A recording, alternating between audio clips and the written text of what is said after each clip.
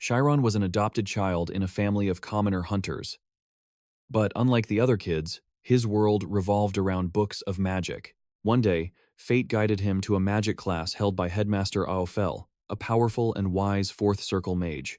Despite the scorn of the noble children, the headmaster invited the commoner boy in, granting his one request, to see real magic. With a single spell, he sent them all soaring. But having never been exposed to magic, Chiron wasn't excited like the others. Instead, he was utterly terrified. As he fell, he opened his eyes to find himself floating gently in midair, the sound of laughter echoing around him. The spectacle was incredible, but it wasn't enough to satisfy his hunger. He craved the truth behind the power. Headmaster 𝒂𝒈 explained that magic lies beyond common sense. It is a way to expand the mind and discover the reality of the world. To demonstrate, he called upon a girl named 𝒂𝒏𝒂𝒏𝒅𝒄. She was to enter the spiritual world, and guess how many coins he held. Instantly, her eyes changed color, her perception of the world shifting. To Chiron's amazement, she guessed correctly. He learned that when a mage focuses, their mind becomes sharp enough to sense everything around them. This was the spiritual world. By entering it, a mage gains a supernatural awareness that can, in time, allow them to dominate reality itself. Following the headmaster's guidance, Chiron immediately closed his eyes and tried to feel the world around him. His mind felt like it was being pulled into an abyss. As the link to his five senses dissolved, a powerful change began deep within Chiron. He returned to the real world, unaware of what had happened. 10 minutes had passed. 𝒂𝒈 watched Chiron with anticipation. Few could remain in the spiritual world for so long. However, when Chiron said he could hear everything, the other children burst out laughing. Anyone could hear things with their eyes closed. Even the headmaster failed to realize that what Chiron heard was on an entirely different plane of existence. 𝒂𝒈 simply ruffled his hair and led the children away, thinking what a shame it was that such a diligent boy was a mere commoner. He had no idea that this single thought caused him to overlook a monstrous genius. Chiron leaped away, replaying the experience in his mind. He couldn't believe he had succeeded. It was his first true awakening, the first step on his path as a mage. A heavy pressure filled his chest. The world felt so vast it was overwhelming, as if his very being had been torn into 100 pieces and scattered across the land. It was as if he was the world, and the world was him. Lost in this reverie, he ran blindly and slammed right into a man, sending him flying several meters. Chiron was in serious trouble. The thug, 𝒂𝒈, glared at him. "Are you from the guild? Here to kill me, huh?" Just as he was about to beat the boy, a cold, childish voice rang out. "What are you doing? Is something interesting happening?" It seemed a young noble lady had arrived. The thug was instantly wary of her. "Lady Amy, this brat tried to kill me, so I was just teaching him a lesson." Chiron frantically tried to explain it was an accident, but the thug silenced him with a vicious kick to the stomach, causing him to double over in pain. They then insulted his mother. Pure rage flashed in Chiron's eyes, but he was just a small, weak boy. What could he do? He could only endure the beating, the relentless kicks making him curl into a ball. Shielding his head with his hands, Chiron thought he was going to die. But then, the noble girl who had been watching finally spoke up, stopping them. For a moment, he thought he was saved. He was wrong. Her voice dripped with amusement. "Don't you have any better games to play?" The thugs suggested selling him. After all, he was just a commoner. No one would care. Despair washed over Chiron as tears streamed down his face. But the girl only sneered, saying a slave shouldn't have imperfections. She suggested they strip him to check. As the thugs roared with cruel laughter, they failed to notice something strange. The world around them suddenly slowed down. In Chiron's eyes, everything became incredibly clear. An unknown power surged through him. Memories flashed through his mind as his entire being underwent a transformation. His eyes filled with a terrifying aura, like a merciless monster staring at the man holding him. The red-haired girl sensed the danger and yelled a warning, but it was too late. Chiron unleashed a vortex of magical wind, blasting them all into the sky. They came crashing down in a gruesome heap of shattered limbs and pooling blood. The girl stepped closer, her voice trembling as she asked Chiron, "How can a commoner like you use magic?" His mind returned to normal. He stared blankly, confused by what had just happened. As a crowd began to gather, the noble girl made her escape. She kicked off a wall and vanished into the air. Chiron wondered how she could fly, but seeing the approaching mob, he turned and ran for his life. At that moment, in the estate of the 𝒂𝒏𝒄𝒄 family, the empire's most powerful nobles, the young lady had returned home, fuming. How could she have been bested by a mere commoner brat? "Why are you home so early?" a middle-aged man asked. It was her father, the head of the 𝒂𝒏𝒄𝒄 family. The man sighed. "Even a genius shouldn't skip class. If you keep this up, someone will surpass you one day." That sentence stopped Amy cold. She suddenly spoke. "Father, do you know anyone at the Magic Academy you could introduce me to?" Meanwhile, in a remote cabin deep in the woods, Chiron's name was called out. His father asked him to fetch more firewood.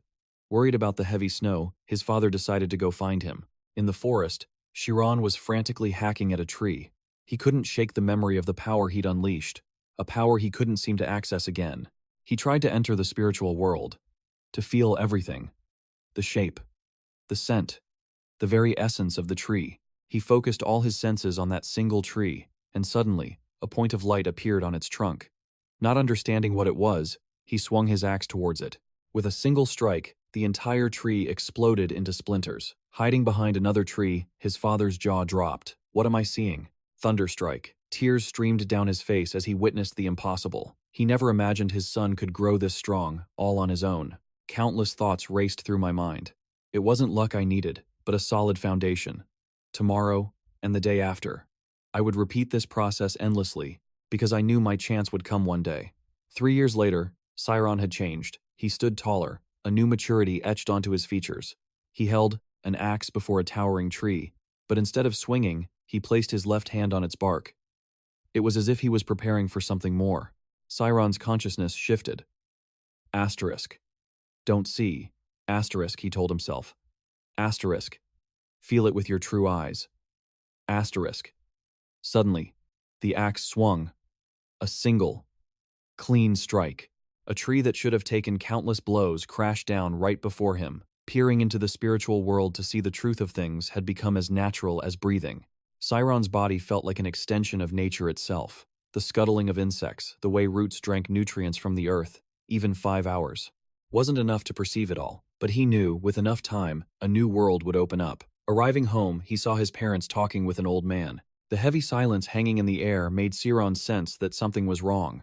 Still, he bowed respectfully to the old man, who was the head butler of the formidable 𝒂𝒂𝒏𝒅𝒐𝒏𝒆𝒅 family. The man was here for Chiron. Without warning, he grabbed Chiron's chin, his grip crude and forceful. "Can you read?" he sneered. Chiron reeled, confused by this man's aggression, when suddenly, the butler dropped an offer.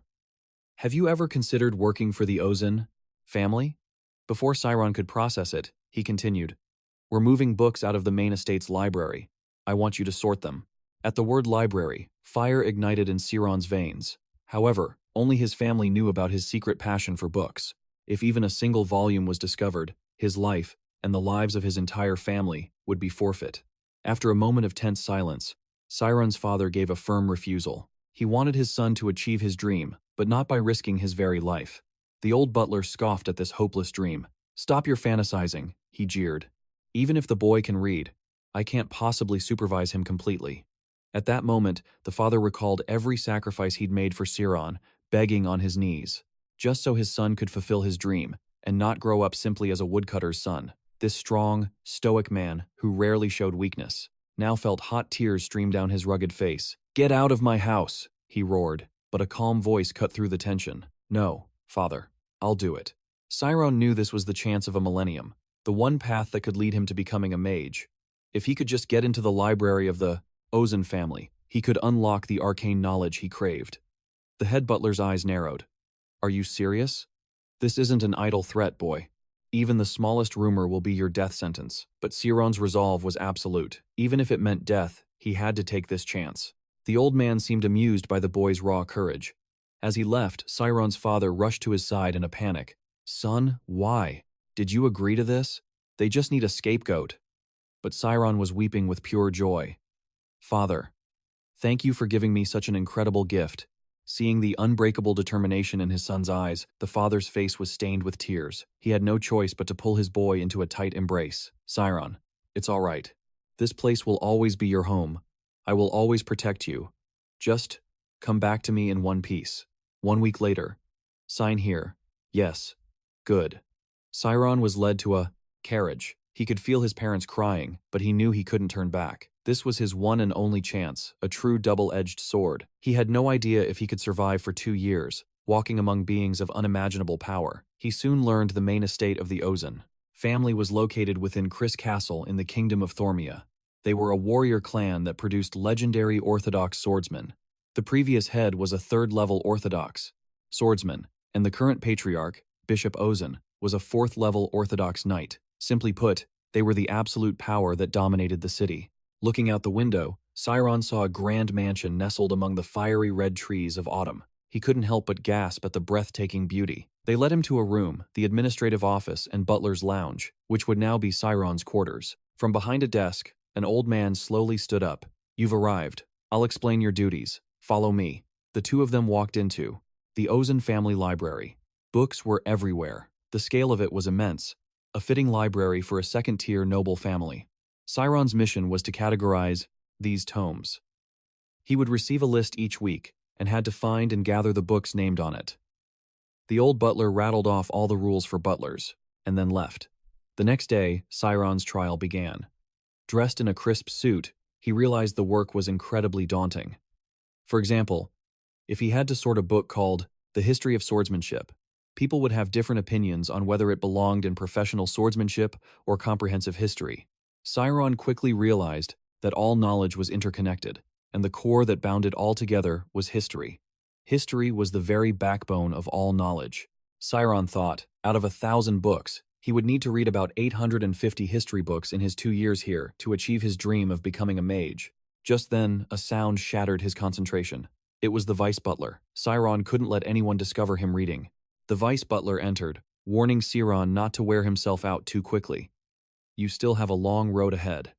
After a bit of small talk, just as the vice butler was about to leave, he suddenly turned back, placing a hand on the boy's shoulder. Sciron's heart leaped into his throat, certain he had been discovered. But the old man said nothing at all, simply reminding Sciron to mind his uniform and do something about his long hair.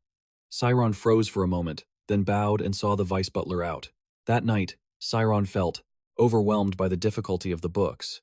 He wondered if he needed to memorize every single one. His eyelids grew heavy, and the call of sleep became too strong to resist. He slumped over the desk, fast asleep. Just then, the vice butler appeared and picked up the book. What a fool. It took him a whole month for this one book. He believed Sciron would never succeed, that he was just a stubborn idiot. But he had no idea how wrong he was. This would be the very beginning of a legendary mage being born. 3 months passed. Sciron began his work in the grand library of the 𝒂𝒈 family, his hair now tied back in a neat ponytail. Sciron, now accustomed to his sorting duties, had also learned much from the other maids. "I'll be borrowing this one," a steward said. The man held the book, speaking to Sciron. "You borrowed one before and haven't returned it. If you lose this, it could be troublesome." The man scratched his head sheepishly. "Honestly, the nobles don't care about a lost book. It's only us stewards who worry. We're the ones who have to handle it." Sciron knew none of the books here were vital, but his life certainly wasn't guaranteed. A noble is only kind if they're truly benevolent. Most don't even remember the life-threatening tasks their people perform. Servants could not make a single mistake, which turned them cold and emotionless. As Sciron pondered the nature of nobility, a young man burst in. With a shock of blue hair, he stormed inside. It was the youngest son of Count 𝒂𝒈, Rian. A furious voice echoed right behind him. "Rian, how dare you run? When I catch you, you'll run 100 more laps." Terrified, Rian scrambled over to Sciron. "Hey, you're forbidden from telling him I'm here. You got it?" Sciron could only marvel at the scene. As Rian dove under a table to hide, an old man stormed in. He bellowed, "Rian, I know you're in here. You! Did a pipsqueak with blue hair just run past?" Sciron felt his jaw clench. Asterisk. If he's a pipsqueak, what does that make me? Asterisk. Sciron gave the old man a strained smile. "Excuse me, sir, but who are you?" The old man's voice was a low growl. "I'm his swordmaster, the one with the authority to beat that little brat to a pulp. Understand? Now tell me where he is, or you'll regret it." "I understand." "Sir, the young master is hiding under that bookshelf." Rian was completely stunned. A dreadful premonition filled him. Asterisk. Is this guy insane? Does he want to die? Asterisk. Just as he feared, the swordmaster effortlessly lifted Rian by his collar, tossing him like he was a mere chick. The old man grabbed one of Rian's legs and began dragging him away as he foamed at the mouth. Rian gritted his teeth, glaring at Sciron. "You will pay for this." Sciron panicked. Asterisk. The swordmaster. Asterisk. Asterisk. Has more power than the head of the house. I had no choice. Asterisk. A month passed, and things returned to normal. Sciron went back to his routine. His first book took him 20 days to finish, But after mastering that one, he devoured a staggering 82 more books, all within a single month. As Sirion studied the historical origins of magic, a question began to form in his mind. Was learning the history of magic the right choice right now? But since he'd already studied the formation of all things, he felt more certain than ever. This was the correct path. A scholar creates a theorem, and a mage does the same, but a mage must bring that theory to life and apply it in the real world. Therefore, a mage is also a scholar. However, not all scholars can be mages, because they cannot enter the transcendent sensory state, the realm of consciousness, known as the spiritual domain. So, if Sirion could absorb the vast knowledge within these books, he could become a true mage. At that moment, a voice like thunder cracked beside him. "You bastard!" It seemed young Master Rian had returned from the depths of hell for his revenge. Sirion couldn't help but be impressed by his persistence. "Did you really come all this way just for that? What else? Do you have any idea what I had to endure? I climbed that cliff countless times. Every moment I thought I was going to die, I thought of getting my revenge on you." Sirion realized this was worse than he imagined. Rion's rage must be at its absolute peak. Seeing Sirion's silence, Rion assumed he was afraid. "I asked for your help. I trusted you. But you betrayed me in an instant. Looking at a coward like you makes me sick." Sirion could only refute him. "No, that's not it. I only told the truth. Don't try to justify it. You should have just said you couldn't follow my order." At that, Sirion felt a spark of anger. He looked Rion straight in the eye. "Then what should I have done?" Rion was taken aback by Sirion's calm demeanor. "Fine. So you're looking down on me. Is that it? I'll show you who I am." With that, Rion dragged Sirion to the sword training grounds. Asterisk. Maybe just taking the beating is better than dying. Asterisk, Sirion thought. He couldn't waste the chance his parents risked their lives to give him. Rion tossed a wooden sword to Sirion and pointed his own at him. "We're having a duel. I'm not a coward like you. This is the price for looking down on me. I am destined to become a grandmaster swordsman. You will suffer the wrath of my blade." Sirion didn't understand. What had he done wrong? Asterisk. Was I really a coward? Asterisk. You're a servant of the Ozan family, just like me. Yet you sold me out to the master because you were afraid of a beating. Rion's eyes had changed. They were now filled with killing intent, and Sirion recognized it. This was the look of the Ozan bloodline. Rion took his stance. "The gap between our skills is too vast. Therefore, I'll allow you 3 moves before I get serious." Sirion scrambled to think of a strategy. If that wooden sword hit him, he'd be sent packing for sure. Sirion charged forward, swinging his sword down at Rion's head. But it was easily deflected by a horizontal block. The difference in their power was immense. Sirion's arm went numb. Despite the shock, he swung again, aiming for Rion's shoulder. But just like before, it was effortlessly parried. Rion even sneered at him. "Do you even know how to hold a sword?" Sirion could only grit his teeth. He prepared to enter his spiritual world and strike the sword's precise weak point. Asterisk, clang. Asterisk. The 2 wooden swords met with a deafening crash. It was a fierce exchange. Just as Rion thought he had won, a sharp crack echoed out. Rion's sword had shattered. He couldn't comprehend what had just happened. Sirion's gamble had paid off.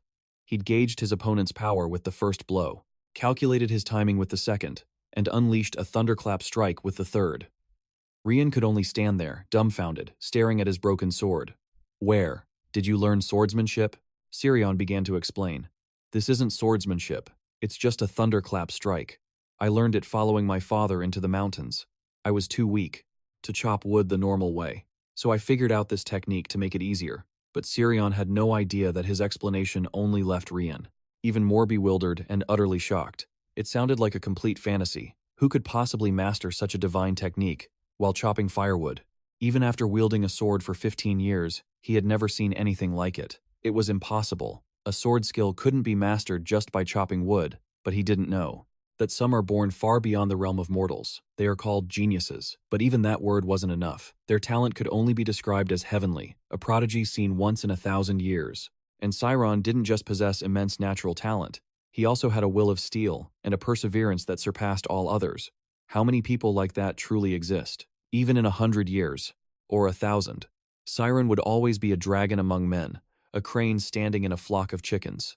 Rion was suddenly reminded of his own genius older brother. As a child, he always lost to the one they called a prodigy. That loss bred a bitter envy inside him. Why? Why can't I ever catch up to him? In that moment, he looked like a man possessed. He roared at Sciron, "I will never accept this." Ryan drew a real sword. Seeing this, Sciron's blood ran cold. Ryan had challenged him to a duel to the death. In 1 month, they would fight with live steel. "Young master, please reconsider. I've never learned swordsmanship a day in my life. That's why I'm giving you time," Ryan sneered.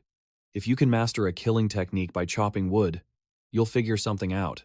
And don't even think about running, because I will hunt you down." Sciron's head was spinning. He couldn't understand this insane obsession. He felt the cold shadow of death creeping over him. Back in his room, Sciron finally understood. The O'Haran family was known for its 2 lines, one with black hair, the other with blue. The black-haired patriarch had 3 sons and a daughter. The eldest son, with black hair, was a level 6 knight.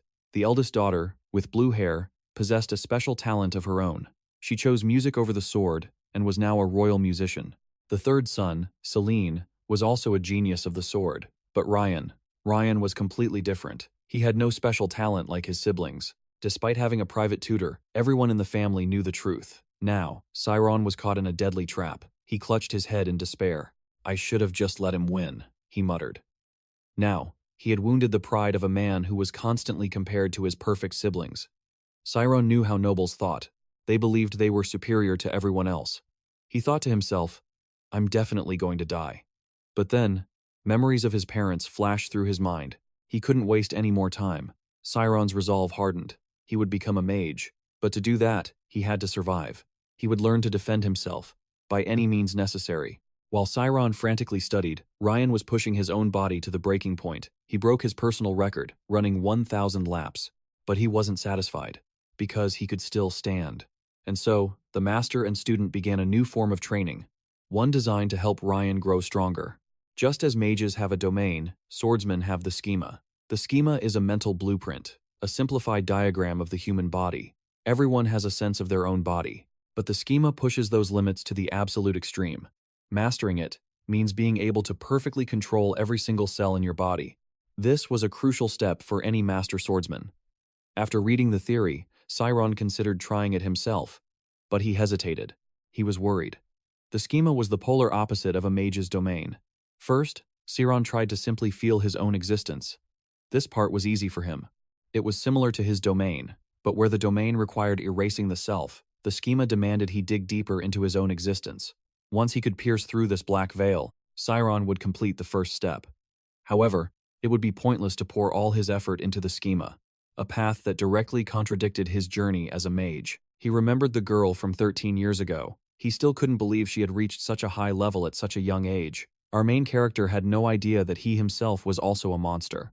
Sciron decided to learn some basic sword skills, using his domain as the foundation. He began practicing, striking down on a wooden log. Meanwhile, on the other side, Ryan was training like a madman. He was like a tireless puppet, swinging his sword endlessly at a wooden post. His instructor had to step in. "Ryan, at this rate, your muscles will catch fire." "They haven't burned yet," he screamed back. "Damn it, why won't my muscles tear? Why won't my arm break? Why can't I?" "Learn the schema?" Tears of pure frustration streamed down the old master's face. "Ryan, that's enough. Let's stop for today." The two of them sat on a bench in the training yard.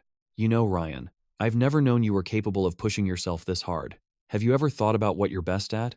"I don't know. I only know what I'm not good at." "Yes, and that is why you are not a genius. Geniuses know they are geniuses. They know what they excel at. That's why they only attempt things. When they are 100% confident they will succeed. But what geniuses truly fear in others is the hard work to achieve the impossible. A will that burns so bright it challenges the heavens themselves. That will, that determination, is the natural enemy of all geniuses. Of all the encouragement I've ever heard, I like those words the most. In that moment, time seemed to stand still. Two souls, with wills burning brighter than the sun, shared a single goal: victory. Sciron took his stance, a simple blade in hand. His consciousness began to shift. What is swordsmanship? It is the process of learning the actions to take a life. But on the other side of the coin, it is a high-stakes psychological battle over life and death. He imagined an invisible enemy, attacking from countless directions. In reality, there were 8 major lines of attack. In just 1 month, Sciron had trained himself to strike along those 8 paths and defend against them. He had completed the cycle. And then, everything returned to nothingness. Victory, in that very instant. Sciron couldn't help but marvel. The world of the sword was just as infinite as the world of magic. He knew there was no turning back now, but he had no regrets. Though this path was paved with life and death, Sciron had seen a glimpse of a magnificent new world. The scene changes. Sciron and Ryan step into the dueling arena together. Ryan was stunned. In just 1 month, Sciron's entire aura had transformed. As expected of a genius, he thought. But I will not lose. I must win. This was Ryan's obsession. Sciron found it difficult. Though he had entered the spiritual world of the sword, Ryan's technique was on a completely different level. And yet, Sciron could still sense the path of his blade. He gracefully dodged every single strike that came his way. Ryan was completely shocked. He's just watching the sword? Isn't he afraid of the blade? But he didn't know. Sciron wasn't without fear. His fear simply existed for the future he was fighting to protect. But the future is always unwritten. When a person can't imagine the next step, they might as well be leaping into an abyss. Ryan seemed to have completely sealed off his emotions. This sight sent a shiver down Sciron's spine. But no matter. He wasn't afraid to die. The speed of his sword swings began to quicken, feeling out the direction of Ryan's attacks. Ryan's sword was a blur, each strike both lightning fast and impossibly heavy, like an unbreakable wall. All of Sciron's tricks were useless. Then, with a sickening tear of flesh, Sciron was struck. A deep gash opened on his chest. At this rate, Sciron was going to lose. If he couldn't stop Ryan's onslaught, the fight was over. The battle was reaching its climax. Both of them lunged at each other like wild beasts, unleashing a storm of savage blows. And in that chaotic moment, Sciron discovered Ryan's critical weakness. He had no real understanding of swordsmanship. He was skilled with a sword, but didn't truly grasp how to wield it. This was Sciron's breakthrough. A new strategy instantly formed in his mind. He would first disrupt Ryan's combat rhythm, then launch a counterattack. Ryan started to panic. Even Sciron's simplest parries were becoming impossible for him to block. "I will become the greatest swordsman in the world," Ryan roared, lunging forward in a desperate, wild assault. At that moment, Sciron thought he had him. Why was he attacking with such a lack of strategy? But then Sciron realized he could no longer read the path of Ryan's sword. As the final, decisive strike came, a single sword was sent flying through the air. It was Ryan's. In the last few blows, Sciron had altered his grip in the blink of an eye and turned his blade upwards. What kind of monster is he? Ryan thought. Sciron, despite his victory, felt no joy. He was just a commoner, and Ryan was a noble. He had just trampled all over the young lord's pride. Will he try to kill me for this? He worried. But into the tense silence, a voice cut through. "I have lost," Ryan declared. "Since I've lost, if you decide to kill me, I will have nothing more to say." After a 2-second pause, Sciron exploded. "What the hell are you talking about? Do you think I'd get away with my life after killing you? You were the one who wagered his life on this. We fought with our lives on the line, and I admit I lost. Is that not enough? You were the only one who wanted to bet your life. I, for one, would very much like to keep living." Sciron felt like he was going to lose his mind. Why did he have to get dragged into this meaningless battle? "Have you ever considered how much trouble you've caused me? I'm caught between the master's son and my own master, who's trying to revive his swordsmanship. If you were truly worthy of respect, you wouldn't have pushed one of your own servants into a corner like this." Sciron's words pierced Ryan like 1,000 arrows. He never realized the image others had of him was so different from his own. Ryan could only look on guiltily as Sciron collapsed onto the ground, wailing. The cold-blooded warrior who fought him moments ago had vanished, replaced by a tearful boy, sobbing his heart out. But one thing made Ryan genuinely happy. Sciron was also a genius, yet he didn't mock him like his brother, Zen. Instead, he had given his all to face him head-on. "I am Ryan Ogen," he said, introducing himself formally, which surprised Sciron. But what stunned him even more was when Ryan, a high noble, extended his hand and asked to be his friend. And from that day forward, a beautiful friendship began to blossom. Sometime later, Sciron had managed to classify more than half of the enormous collection of books. Not only that, of his goal to read 850 history books, only 200 remained. Sciron had absorbed a vast amount of knowledge during his time at the Boar clan, including insights into swordsmanship. That duel had given him a profound experience with the sword and a deeper understanding of the nature of fear.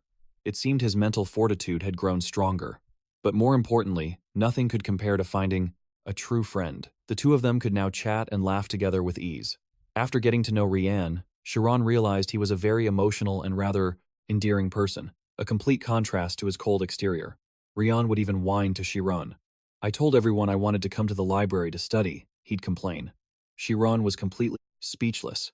Well, then you should hurry up and study. What are you doing?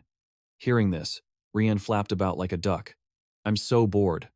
But Shiran knew it wasn't because Rian was lazy. On the contrary, he was like a fire, a flame that, once ignited, could not be extinguished, as long as it was given a chance. Rian would always flare back to life. 10 minutes later, I thought you came here to study? Each of them was holding a book, but the look on Rian's face was priceless. He clearly hated reading. Shiran, didn't you say you want to become a mage? Do you really need to read this many books? Not at all. Actually, I'm falling behind, Shiran admitted. Before I came here, I never had the chance to study properly. But now that I've read 600 history books, I've pretty much caught up. This revelation once again astounded Rian. Shiran could read a book with incredible speed, so fast it seemed like he would be sucked right into the pages. Furthermore, though Shiran was the same age as him, he was far more mature. Lost in thought, Rian's eyes fell upon an interesting line in his book. The foreword read, I am certain that every person, at least once in their life, has asked this question. If a swordsman and a mage were to face each other, who would be the victor? To find the answer to that very question, Shiran read, I set out on a journey across the world. When I close my eyes, even now, I can still see the shimmering light atop the 6,000-meter-high Aktos Peak. On those mountains, there grows a species of carnivorous tree. Where's that? Shiran wondered aloud. But Rian didn't seem to care. You, the one standing over there. What do you think? Shiran was startled, completely unsure of what Rian was getting at. You must provide the correct answer. Well, if the skill levels of the swordsman and the mage are equal, I think the swordsman would find it difficult to win once the mage enters their spiritual world. But if the swordsman uses his superior physical prowess to attack before the mage can even cast a... Shiran was cut off before he could finish. You're wrong, a cold voice sneered. The mage would lose. It was Zen, standing behind them, his eyes filled with contempt for Rian. He was always like this. Ever since they were children, whenever he took a dislike to someone, he would take pleasure in crushing everything they held dear. Zen just smirked at Shiran, as if laughing at his naivety. You seem to enjoy history, don't you? I'm sure you've heard of the armor of the 5 gods, haven't you? The ancient artifact that disperses a mage's spiritual world. I'm talking about magic resistance. Shiran froze when he heard those words. A mage's ultimate innate ability was their spiritual world. Fighting a mage within their own spiritual world was like fighting a shark in the depths of the ocean. However, if there was something that could stir the waters, and after the school of fish, magic resistance. If the spirit world has no power to interfere, then magic is useless against a sacred relic. If a weapon has this attribute, mages are rendered completely powerless against it. Of course, this was all just a theory until now. Magic resistance was once a priceless power, born from the mana flow within a dragon's heart. But due to its fluctuating nature, no amount of wealth could enhance its effectiveness. Even the master mage, Yggdrasil, could only access 65% of his 5 senses' divine perception. That alone made its value astronomical. The real problem is, the ones who created magic resistance were mages themselves. Both of them stared in shock. Why would they do such a thing? The demand for magic resistance was so great, it was an easy way to make a fortune. Mages are just a pathetic profession, selling their own weaknesses for a bit of coin. Rian's words were laced with fury. Even though I'm not a mage, that's a bit harsh, don't you think? But Shiran, a mage himself, didn't seem angry at all. That is the fundamental nature of a mage. Both Rian and Eon were stunned by Shiran's response. As you said, magic resistance was created by mages. It was designed to suppress magical abilities within forbidden zones, and it proved incredibly effective for training new magic apprentices. Even if it's used against mages, it still exists as an intellectual achievement, born from good intentions. Therefore, to claim a swordsman is nobler than a mage for such a one-sided reason. Rian's face began to burn with shame. He grew even more furious when he heard Eon's stifled laughter. He turned away in a huff. Theory and reality are 2 different worlds, no matter what you say. The truth is, a mage can never defeat a swordsman. Shiran let out a soft sigh. I thought I was done for. You're amazing, Shiran. That's the first time I've ever seen my brother flustered like that. If your tongue were a sword, you'd be the greatest swordsman in the world, Shiran thought to himself. Just as Rian said, theory and reality are worlds apart. but profiting from the weakness of others. 1 month later, it was completed much faster than I anticipated. Sorting the series was easy enough, but reading hundreds of books was another story entirely. It felt like a dream. Finally, Chiron had reached his goal. Chiron, I heard you finished. Did you head home already? Eon rushed in, his eyes wide with disbelief. You really? Read everything? There's nothing left to read, at least not on this side. Eon, that's amazing. Rian slapped Chiron on the back, impressed. Congratulations, truly incredible. Chiron finally spoke up. Before I leave, may I visit your home? Really? Rian was taken aback. Chiron usually kept their relationship carefully hidden. Eon decided to lead his best friend directly to the estate. They now stood before the grand mansion of the Ozan family. With winter in full swing, snow fell from the sky, blanketing the imposing manor in a threatening white. Rian led Chiron straight upstairs. His family was out for the day. Chiron couldn't help but think, that massive gate is just for a bedroom? A single room here is probably the size of my entire house. Yet Rian showed no signs of arrogance, despite being the young master of a ridiculously wealthy family. This is my room. Rian's bedroom was the smallest one, tucked away at the end of the hall. It looked more like a small rest area after a hard training session.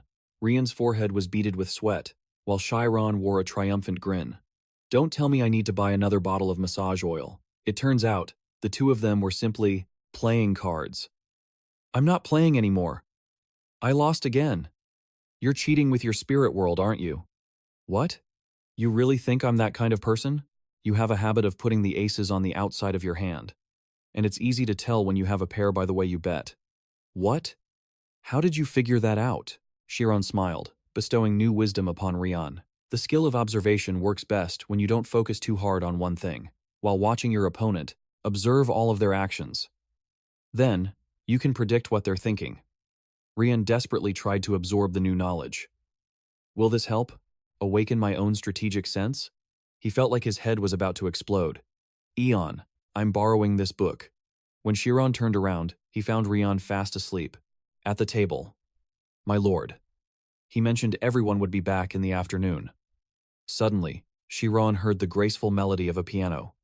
He knew instantly. There was only one person, in this entire mansion, who could play like that, Jaina Ozan. It seemed she had already noticed him hiding behind the door. When she asked what he thought of her sonata, Chiron had no choice but to step out awkwardly. I thought it was wonderful. But his mind was racing. What do I do now? Jaina spoke first. This is the first time we've met. Are you a new recruit? Yes. I've been in charge of sorting the library books for a year now. Ah, so you're that child. I heard. Not just anyone can sort those books. You must be quite intelligent. Have you ever played the piano? Chiron reminded himself not to let his guard down. This lady wasn't just a pianist. She was a master of manipulation and schemes. Chiron remembered Rian's warning. She had the worst personality in the entire mansion. Right now, Chiron's only thought was how to deal with Jaina's invitation to sit beside her at the piano. As if sensing his hesitation, Jaina spoke softly. It's fine. I'm giving you permission. No one will blame you. After a moment's thought, Chiron decided to walk over and learn. Jaina began by teaching him the very basics. After a while, Chiron cautiously asked, could I try playing? Perhaps that's not a good idea. That's how everyone begins. Jaina was shocked that Chiron knew music theory beyond what she had just taught him. He began to play, and Jaina was stunned. He was hitting all the wrong notes, but there was absolutely no hesitation in his touch.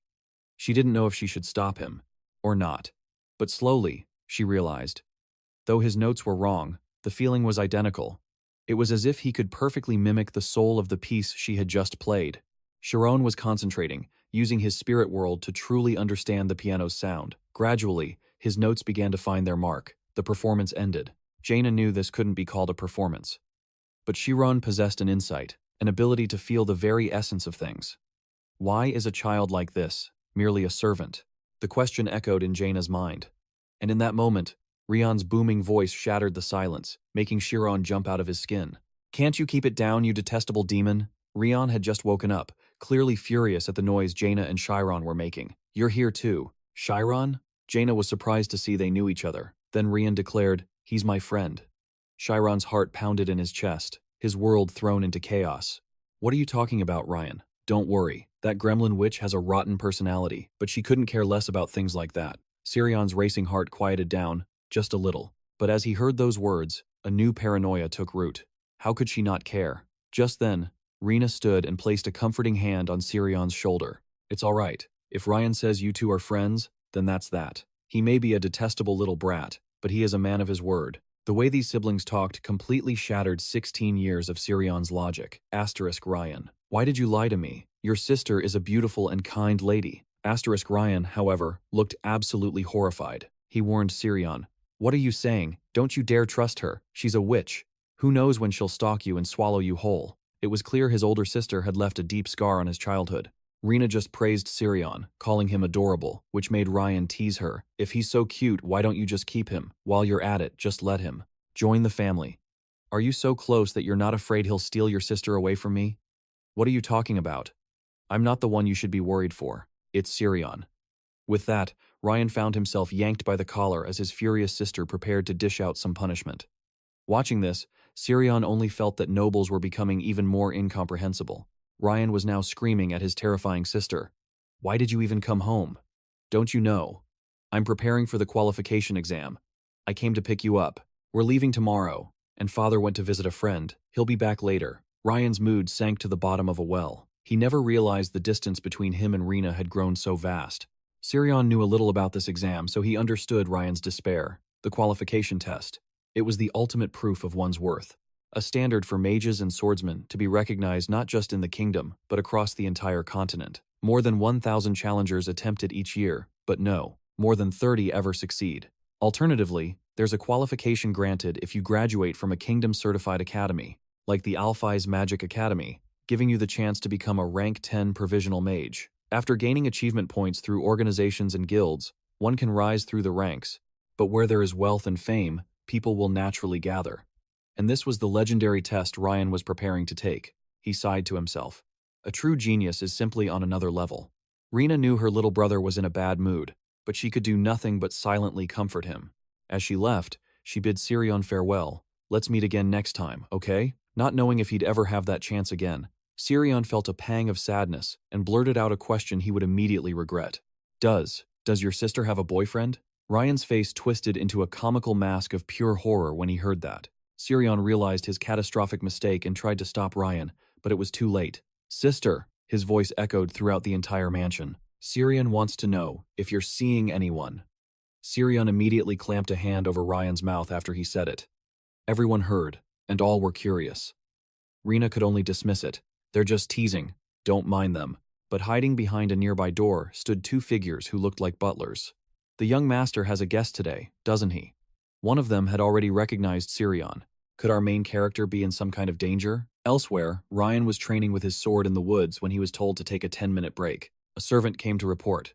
"The young miss says that Sirion is in danger. He might even be killed." The water Ryan had just sipped sprayed from his mouth. "What? Why? I thought he went home today." The head butler reported something to the head of the family. "I am not sure, but the young lady said it is due to your relationship with him. Master Ryan." He desperately ran. Hearing his friend was in peril, he sprinted away. He didn't forget to ask his master for leave, but was stopped. At that very moment, in the grand hall of the 𝒂𝒂𝒏𝒅𝒄 estate, two lines of servants stood in rigid formation. Seated on the central chair were Rena and the formidable head of the 𝒂𝒂𝒏𝒅𝒄 family. He declared, "Sirion, you will be executed." The servants beside them began to whisper amongst themselves. How could a commoner dare to do such a thing to a noble? No matter how ignorant, they should at least understand these basic rules. Rena tried to speak up and stop them, but the patriarch's voice cut her off. What more is there to say? In this document provided by the head butler are the testimonies of several servants, all confirming this boy acted carelessly in front of Ryan. "Do you have anything else to say? I want to ask something. If the young master and I are friends, what will happen to him?" The people there were all astonished. Asterisk. Doesn't this fool understand his own situation? Asterisk. He should be begging for his life. Yet even in this dire situation, he was still worried about Ryan. The patriarch exploded with rage. "How dare you ask me that? You foolish commoner. Do you really think anything would happen to a noble for playing around with someone like you?" Sirion suddenly cracked a smile, as if, A great burden had been lifted from his heart. He didn't hesitate to admit, "It's true. Ryan and I are friends. We've been friends for a year, and we always will be. Why are you not afraid? Indeed, it seems you hold the name Ozan in contempt. Head butler, deal with him quickly. Make sure no news of this ever gets out." Rena, by his side, was desperate. "Please, listen to me. He has admitted it. I have made my final decision. As the head of the family, once a decision is made, it can never be revoked." A nearby servant felt this was too cruel, but the head butler interrupted. "There is no reason for all of us to risk our lives for one person. This family is our life. We must eliminate any conflict that arises, no matter how small." It seemed as though Sirion's life was about to end right here. But at that moment, Ryan burst through the doors. "I won't let that happen. Who dares to kill my friend without my permission?" "That decision was mine," the voice of the patriarch echoed. "Why?" "He didn't commit a fatal error. He only became my friend, that's all. A fatal mistake is not necessary. Matters concerning nobility are complex, more than you can possibly imagine. Our family is dealing with this complicated situation, and you are also enjoying the privilege of being a nobleman's son," Ryan screamed. "If that privilege forces me to kill my friend, then I don't want it." The patriarch's eyes grew colder. "So childish. You ask why he must die? Friendship with a noble implies that the relationship must be equal.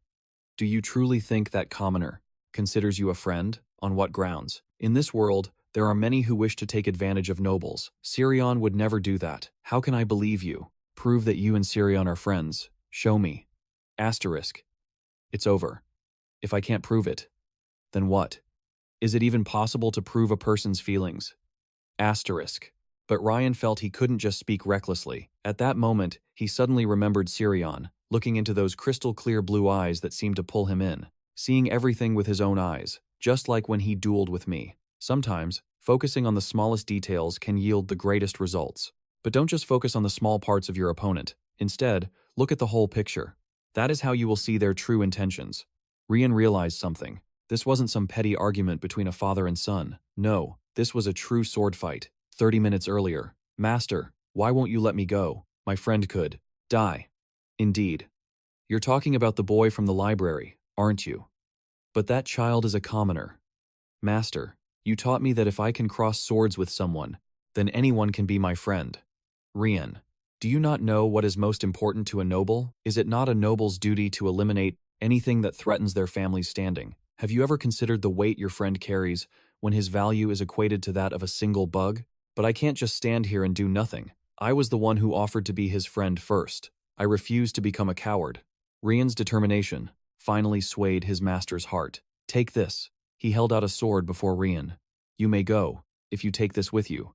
But if you are not even prepared for this resolution, then don't even think of taking a single step out of here." Ryan took the sword in his hands, looking up at the master he respected so deeply. "I will never forget this kindness. Remember this. Abandoning a friend is like casting away a part of your own body." Ryan laughed loudly. "To prove we are friends. All I have to do is believe, because I believe that Sirion and I are friends. The very existence of my friend, Sirion, is proof of our bond." His father was furious upon hearing Ryan's bold declaration. "How absurd! I'm not here to play games with you. If I can prevent the family's decline, I would even be willing to sever ties with my own son." Everyone present gasped in horror. Rena was so shocked she cried out, "Stop it!" But in stark contrast, Ryan held his sword before him respectfully and said, "If I must do that in exchange for my friend's life, then I will gladly leave." Hearing this, his father nearly exploded with rage.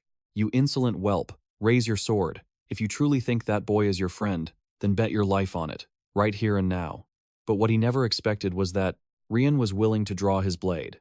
Ryan declared that he wasn't pointing his sword at his father. He was merely showing his faith. "Sirion is my friend, and he is better than me. I want to help Sirion so that he can shine even brighter in a higher place. Did you deceive my son? No. Sirion, stay calm. I will protect you. You don't need to take responsibility for everything. I'll take my share. From the moment you wanted to be my friend, I had a feeling that I would end up at a crossroads, forced to choose between our friendship and my own life. Even if it means I die here today, I have no regrets about becoming your friend."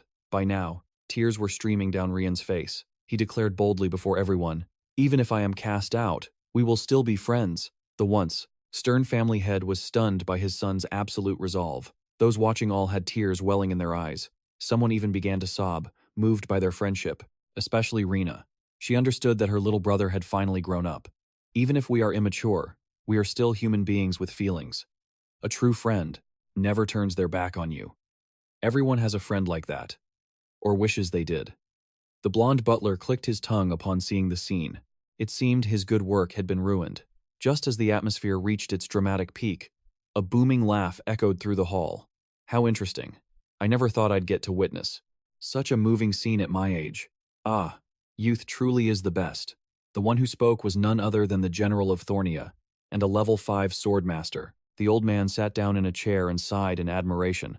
Well, this place is as noisy as ever, isn't it? Youth is truly a wonderful thing. The family head beside him retorted. In this situation, it's not so wonderful, sir. Our family's image has completely collapsed. Don't say that. First, why don't we hear from everyone on how we've been disgraced? Though they only met yesterday, Rena realized he was an intelligent young man. Moreover, Sciron had already completed all the requirements of his contract and was supposed to leave the estate today. Because of this, she absolutely refused to believe his actions had stained the family's honor. When it was Jen's turn to speak, he surprisingly said he didn't like the boy. The father's face lit up with hope, thinking he had found an ally. But Gen immediately doused him with cold water by continuing. However, this has nothing to do with me. What do you mean? You say you don't like him, but then you say you don't care? That's right. I don't like that kid. But who Rian chooses to befriend has nothing to do with me.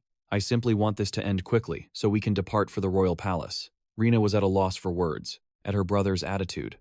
Despite having heard from everyone, the old man still wanted the opinion of the one who had observed Sciron for a long time. He called for the vice butler. The head butler immediately pointed at the family head, as if to threaten his subordinate, but contrary to his expectations, the vice butler began his assessment. Sciron completed his assigned tasks magnificently. Furthermore, he finished his work a full 6 months ahead of schedule. The old man asked another question. Did you know that the two of them were friends? I knew he often went out with the young master, but I did not know they were friends. However, from my point of view, if he were an ill-mannered child, he would have never been able to categorize those 1,000 books. The vice butler answered calmly. Sciron and Rena were both relieved. They realized the atmosphere in the room had changed. Now, there was only one person who wanted to punish Sciron, the family head. But then, the old patriarch said something that confused everyone present. No, I cannot agree to this. Then, the family head continued. No, I understand that the two of them see each other as friends. However, it stops here. If this relationship continues, rumors will eventually spread outside, and this could become a weakness for our rivals on the political battlefield to seize upon and use against us. Sciron, you are an intelligent child. I trust you understand. Rian was about to explode with rage. The old man chuckled. Why can't you understand my words, child? You also know how heavy it is to carry the lives of countless people on your shoulders. What do you think, Sciron? Can your friendship with Rian end here? No, it cannot. Sciron's answer stunned everyone in the room. If I become an obstacle for Rian, I don't mind never seeing him again. However, that does not mean I can stop considering him my friend. Overwhelmed by shame, Rian couldn't stop the tears from falling. He remembered the twisted relief he felt when he realized Sciron hadn't died. A dark part of him had truly thought that. But Rian now understood. To abandon a friend was to abandon a piece of his own soul. And right here, in this moment, Rian made a choice that would change everything. He raised his blade high for all to see. I hereby declare, alarmed. The others tried to intervene. Don't do it, brother. His sister screamed. I don't know what you're thinking, but please stop. But it was too late. Rian drove his sword into the earth, kneeling on one knee before Sciron. I am Rian Ozan, third son of House Ozan. From this moment forward, I will become Sciron's sword. This is a catastrophe. The father trembled, unable to believe his reckless son would pull such a stunt. This was an act of pure madness, for this was the knight's oath, forged by the first king himself. To break it meant becoming lower than a rabid dog, a disgrace to all. While everyone stood there, jaws agape in utter disbelief, Rian eagerly turned to the crowd. Pretty cool, huh? He asked with a grin. Now, you can't take back the oath, can you? The patriarch was silent for a moment. Then a mysterious smile spread across his face. If you're so determined to be that boy's sword, does that mean he is truly worthy? Or is it that you feel unworthy? Rian rose to his feet, placing a fist over his heart. "A sword does not pass judgment," he declared. "Its sole duty is to protect and to fight." Upon hearing this, the grandfather erupted in hearty laughter. That answer was worth more than 1,000 explanations. "However," he added, "with your current skill, I almost pity your new master." He then turned to Sciron with a reassuring tone. "My grandson may not be a sharpened blade just yet, but he will never betray you. I have great expectations. For the future, you two will build together." Just then, the father's and the vice butler's expressions soured. The patriarch had just given an order: prepare a carriage and bring Sciron's parents here immediately. Aside from those two, everyone was pleased with the patriarch's decision. With the matter settled, Rian let out a triumphant laugh, flopping onto his bed to relax. For the first time in his life, he had done something truly awesome. He even got to see the priceless, defeated look on his father's face. Sciron, however, seemed worried about the knight's oath, but Rian quickly reassured him. "I didn't do this just because you're my friend," he said. "This was a gamble I chose to take on myself." Sciron was a bit taken aback by the intensity. "Well, if you truly wish to protect me, you'll have to train much harder." That single, piercing comment dealt critical damage, making Rian feel like coughing up blood. Just then, his sister burst into the room in a panic. "Father is still plotting something. He's planning to enroll both you and Sciron, into the Kaizen Sword Academy." Apparently, rumors of Sciron's monstrous talent with the sword had already spread.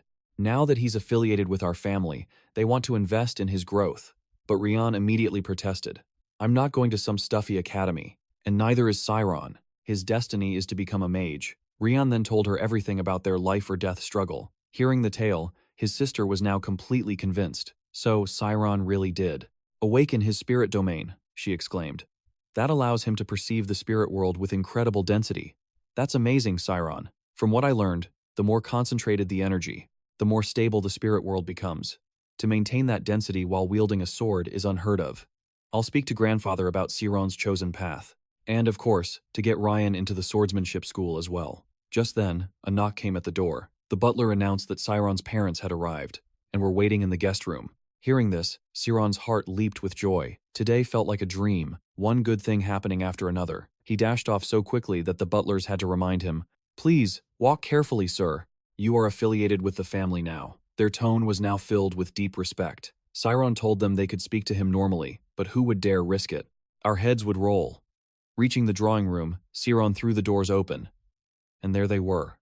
His parents, right before his eyes. The moment they saw him, they shot to their feet with joyous relief. Who knew how many long years it had been since they last shared such a wonderful reunion?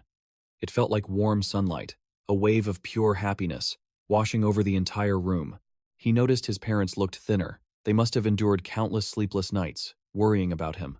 After the initial joy, his father, Vince, voiced his confusion. "Son, why did you summon us here, instead of coming home?" Sciron then began to recount everything that had happened. His parents hung on his every word, completely stunned by the incredible tale.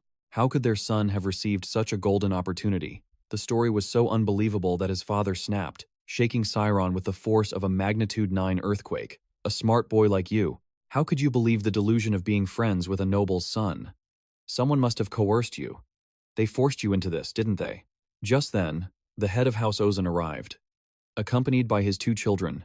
Seeing the nobles, the Vince couple looked as if they'd seen a ghost. Terrified, they immediately let go of their son and bowed deeply to the aristocratic family.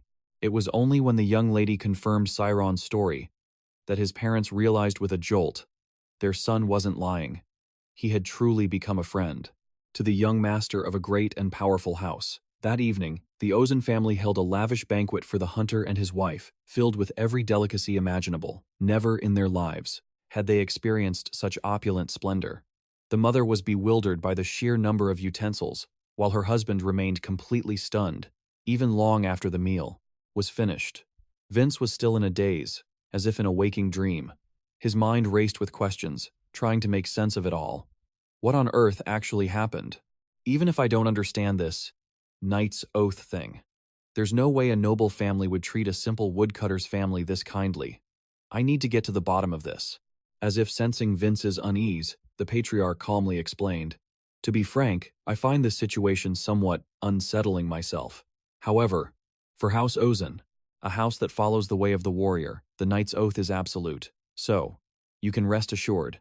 We will treat your son with the utmost care.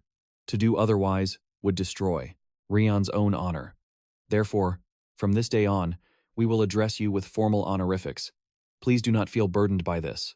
Our family will now give our full support to your son's future. In that moment, Siron truly understood the authority of the Ozan patriarch. As the head of the house, he managed every affair, large and small. His decisiveness was absolute, perfectly suited to his esteemed position. While taking a commoner under his protection was a difficult choice, it was clear the patriarch feared nothing and no one. After some pleasantries, the patriarch turned to the main topic. Your son, he is a user of the spirit world. This is not a power one can obtain simply through hard work. To be blunt, it is an innate gift, a true talent one is born with. From what I understand, the boy aims to become a mage. Therefore, if he wishes to become a licensed mage as quickly as possible, I am considering the 𝒂𝒈𝒄𝒏𝒅𝒐𝒏𝒆𝒅 Magic Academy for him. It is one of the 5 most prestigious institutions in the entire nation. It would be a perfect fit. He must attend a school of that caliber to truly become a mage. To do otherwise would be a tragic waste of his immense talent, the patriarch explained, engrossed in the plan. But my train of thought was cut short by a signal from the old master. It turned out, Vinch had been so tense, he couldn't grasp what Lord Ozan was saying until it was summarized. The realization hit him like a thunderclap. If his son graduated from a magic academy, he would become a mage. This was a dream so vast, he could barely believe it was real. But a monumental obstacle remained. His son's status was a critical barrier. The Magic Academy was an exclusive institution. Only the children of nobility were permitted entry. The old master continued, stating that only one path remained. We will adopt Siron into the Ozan family. The shocks kept coming, giving Vinch no time to breathe. They explained it was the only way. A decision reached after a family meeting. I have a cousin who remains childless. If we add the boy's name to their family registry, then all our problems will be solved. However, we have no intention of stealing your son. This is merely a formality on paper. But even with those words, Vinch understood. He knew that after this, Siron would become a true nobleman. While this was a monumental stroke of luck for the boy, it felt as though his own son was being taken from him. Hesitating, he glanced over and saw Siron, standing there with perfect composure. Had the boy already made his decision, perhaps destiny was already in motion. However, Siron's thoughts were bolder and more decisive than anyone could have imagined. He vehemently opposed the idea. I am my father's son. I cannot become the adopted son of another. After a stunned silence, everyone scrambled to convince him it was only for appearances.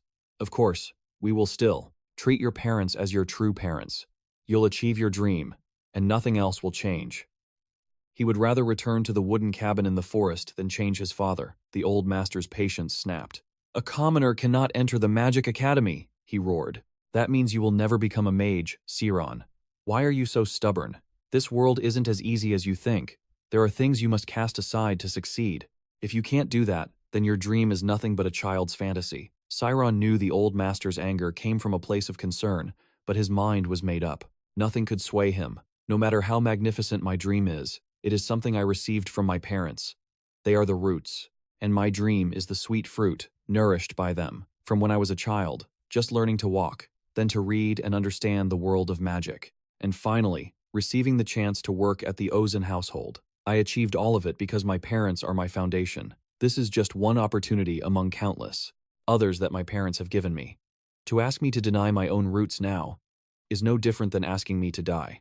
I am grateful for your offer, but they are the only parents I have. At that moment, the old master felt a pang of guilt, as if he were committing a terrible sin, and was deeply moved. But unexpectedly, Vinch cut through the heavy atmosphere. He bowed his head low. Please, adopt Siron as your son. Before anyone could stop him, he delivered a shocking announcement. Siron is not our biological child. We were unable to have children, but through an unexpected event, we were blessed with him. I am certain you can see it too. My lord, Siron comes from a noble family. He is too great for us. By being adopted into a noble house, he will be returning to where he truly belongs. This is not abandoning his parents or denying his origins. As everyone reeled from the stunning revelation, Lord Ozan immediately began to analyze the situation. It seemed his intuition had been right all along. Siron was completely different from his parents, but were Vinch's words truly a desire to give up his son? Contrary to everyone's expectations, Siron remained calm. That is something you shouldn't have said so lightly, he stated. Actually, I've known since I was a child. The reason I never asked is because a person only has one mother and one father. I understand that everything you've said is for my own good, but I will never abandon my dream, no matter what. If I work hard enough, an opportunity will present itself. But father, have you ever once considered my feelings? Who in this world would want to be abandoned by their parents? Twice? Only then did Vinch fully understand Siron's heart. He pulled the boy into a tight embrace. Forgive this foolish father. I will never give you up, because you are everything I have. Witnessing this emotional scene, the Ozan family reacted in their own ways. The old master and Lord Ozan were at a loss, while Siron's best friend, Riel, couldn't hold back his tears. After a moment of thought, Lord Ozan suddenly remembered something. At the Magic Academy, there is a special consideration clause, something you could help with, father. I know the headmaster, Aophel, is stubborn, but I've heard he owes you a great debt. And don't you have many ways of dealing with stubborn old men? Isn't that precisely how you once forced me to become the head of this family? The story stops here for now. Go hopes you'll show your support with a like and a share. Your enthusiasm gives us the motivation to bring you more amazing series.